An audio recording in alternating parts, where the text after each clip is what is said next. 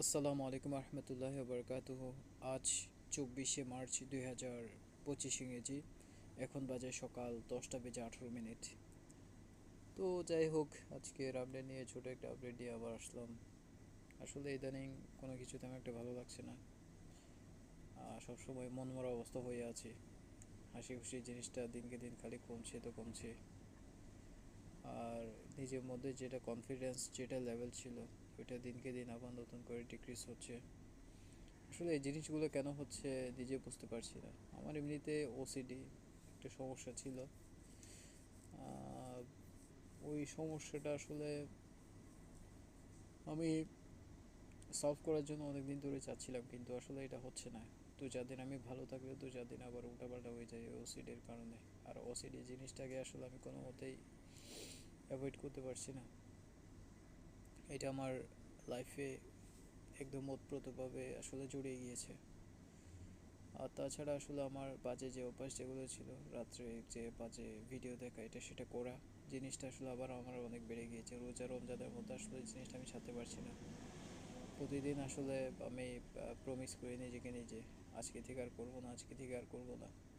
কিন্তু জিনিসটা আসলে আরও বেশি করা হয় ওটা।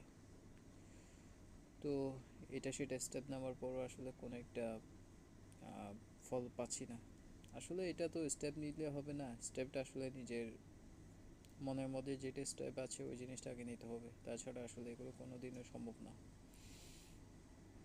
আর যাই হোক, এভাবেই যাচ্ছে। আর আর অনেক ঝামেলার মধ্যে আছি, গত 1.5 বছর ধরে ঝামেলাতে যাচ্ছে দিনকাল। এখনও ঝামেলার মধ্যে আছে, ঝামেলা আসলে তাও শেষ হচ্ছে না। প্রচুর পরিমাণে হতাশার মধ্যেই আছি। তবুও আল্লাহ তালার উপরে পুরোপুরি বিশ্বাস করে আছি, পুরোপুরি ওনার উপর ডিপেন্ড করে আছে। উনি যা করেন তাই হবে। এখন দেখি আসলে ভবিষ্যতে কথা, আসলে আমরা তো মানুষ সাথে বলতে পারি না ভবিষ্যতে পরবেলা আমার লাইফে কী দিকে রেখেছেন, কী হবে না হবে এটা ভবিষ্যতে দেখা যাবে। আর তাছাড়া আসলে এখন তো রোজা আসলে আস্তে আস্তে শেষের দিকে যাচ্ছে। আজকে রোজা 24টা চলে, এবছর 29-30 এরকমই যাবে। আসলে গত বছর মেবি 29টা গিয়েছিল রোজা। এখন এবছর ধরে কটা যাবে আল্লাহ জানে। 29টাও যেতে পারে, 30টাও যেতে পারে। তো মাঝখানে আর 5-6 দিন মতো বাকি আছে। যদি 30টা যায় তাহলে 6 দিন বাকি আছে, যদি 29টা যায় তাহলে 5 দিন বাকি আছে। তো ঈদ একদম কাছে চলে এসেছে। এরকম যখন দেশে ছিলাম তখন আলাদা একটা ঈদের একটা আমেজ ছিল, আলাদা একটা ভালো লাগতো। ওই জিনিসটা আসলে এখন হয়ে গিয়েছে, চলে গিয়েছে।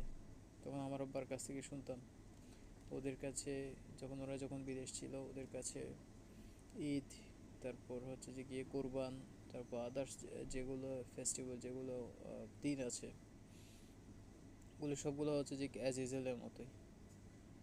এখন আমি এখানে আসার পর আসলে এটা টের পাচ্ছি।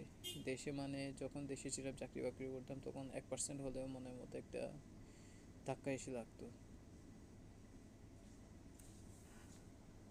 আচ্ছা, এখন আসলে ওই জিনিসটা অনেক চেঞ্জ হয়ে গিয়েছে। এখন আগের মতো ওই জিনিসটা ফিলিংসটা আসলে ওরকম হয় না। তারপর সেটা তো আসলে বিভিন্ন রকম জীবনের ঝাঁঝামেলা তো এগুলো তো আছেই। তবুও আসলে আমি ঝাঁঝামেলাগুলো আমি আসলে এক পাশে রেখে জীবনটাকে একদম আমি সিম্পলভাবে এটা চলাফেরা করতে যাচ্ছি।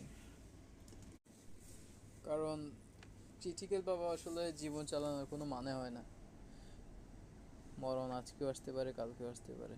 এখানে দেখছি না যারা আসলে ক্রিটিক্যালভাবে জীবন চলাফেরা করছে, যারা জীবন চালাচ্ছে, ওদের হালত অবস্থা দেখতে পাচ্ছি আমার নিজের চোখে, নিজের সামনে।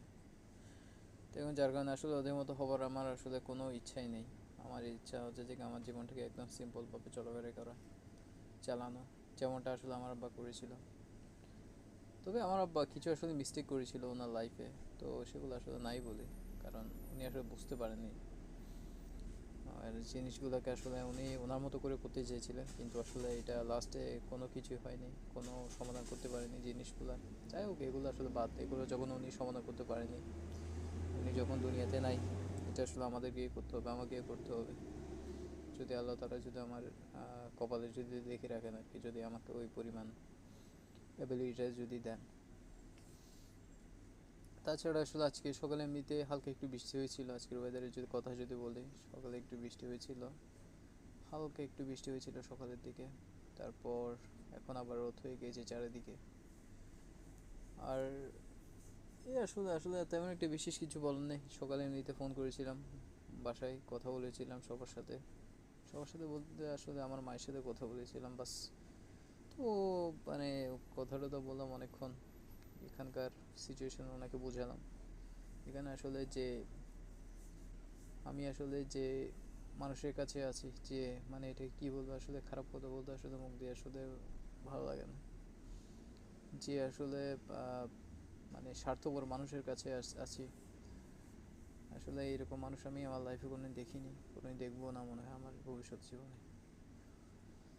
তো যাই হোক, আসলে এভাবে করে দিনকাল যাচ্ছে। যাই হোক, আলহামদুলিল্লাহ, আল্লাহ তাআলা যেভাবে করে দিনকাল কাটাচ্ছেন সব কিছুর জন্য আল্লাহর পাকের কাছে লাখ লাখ শুকরিয়া জানাই।